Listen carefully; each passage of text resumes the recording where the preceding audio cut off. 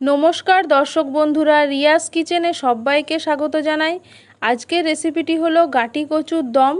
রেসিপিটি অতি সাধারণ হলেও কিন্তু খেতে অপূর্ব লাগে।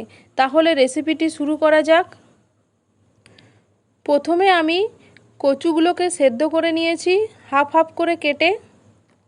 এরপর আমি কড়াইয়ে সরষের তেল দেবো এবং সরষের তেল গরম হলে এর মধ্যে আমি টুকরো করে রাখা আলুগুলো দিয়ে দেবো। আলুগুলো হালকা নেড়ে চেড়ে নেব। আলুগুলো খুব ভালো করে লাল করে ভেজে নিতে হবে। যারা আমার চ্যানেলটিকে এখনও সাবস্ক্রাইব করেননি তারা প্লিজ আমার চ্যানেলটিকে সাবস্ক্রাইব করুন। আলুগুলো ভাজা হয়ে গেছে, এখন আমি অন্য একটি পাত্রে তুলে রেখে দেব। এরপর আমি ওই তেলের মধ্যে দিয়ে দেব তেজপাতা ও গোটা গরম মশলা। গোটা গরম মশলা মানে দারুচিনি, লবঙ্গ, এলাচ। অল্প একটু ভাজা হলে এর মধ্যে আমি বেশ খানিকটা পেঁয়াজ কুচি দিয়ে দেব।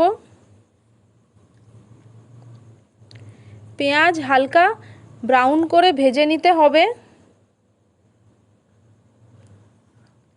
পেঁয়াজ ভাজা হলে এখন আমি ওর মধ্যে টমেটো কুচি দিয়ে দেব। পেঁয়াজ ও টমেটো ভেজে নিতে হবে যতক্ষণ না পর্যন্ত টমেটোটা নরম হয়ে যাচ্ছে। পেঁয়াজ ও টমেটো ভাজা হয়ে গেছে, এখন আমি এর মধ্যে আদা, রসুন ও কাঁচা লঙ্কার পেস্টটা দিয়ে দেব। সম পরিমাণে আদা, রসুন ও 3টে কাঁচা লঙ্কা একসাথে পেস্ট করা আছে। এরপর আমি এর মধ্যে লবণ দিলাম। লবণ দেওয়ার পর অল্প একটু কষিয়ে নিতে হবে। তারপর আমি এর মধ্যে দিয়ে দিলাম হলুদ গুঁড়ো, কাশ্মীরি লাল লঙ্কা গুঁড়ো। এরপর আমি দিয়ে দিলাম ভাজা মশলা। ভাজা মশলা অর্থাৎ শুকনো খোলায় জিরে এবং শুকনো লঙ্কা অল্প একটু ভেজে নিয়ে গুঁড়ো করা। সমস্ত কিছু দেবার পর এবার মশলাটাকে খুব ভালো করে কষিয়ে নিতে হবে যাতে এর কাঁচা গন্ধ চলে যায়।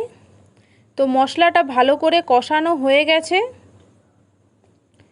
এখন আমি এর মধ্যে প্রথমে ভেজে রাখা আলুগুলো দিয়ে দেব।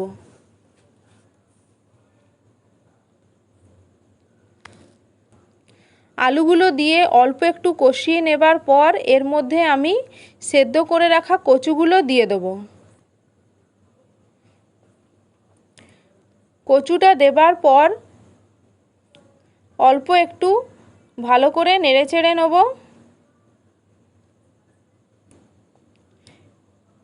এরপর আমি এর মধ্যে প্রয়োজন মতো জল দিয়ে দেব।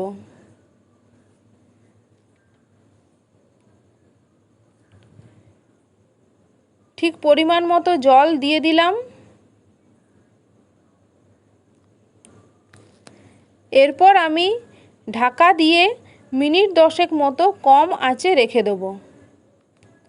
মিনিট 10 পর ঢাকা খুলে দেখে নেব। হ্যাঁ, একদম ঠিক হয়েছে।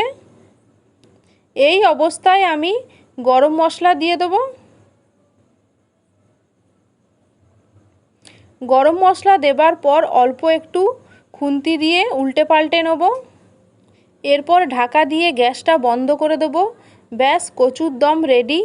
রেসিপিটা ভালো লাগলে একটা লাইক করে দেবেন ও বন্ধুদের মধ্যে শেয়ার করবেন আর চ্যানেলটিকে সাবস্ক্রাইব করার অনুরোধ রইল।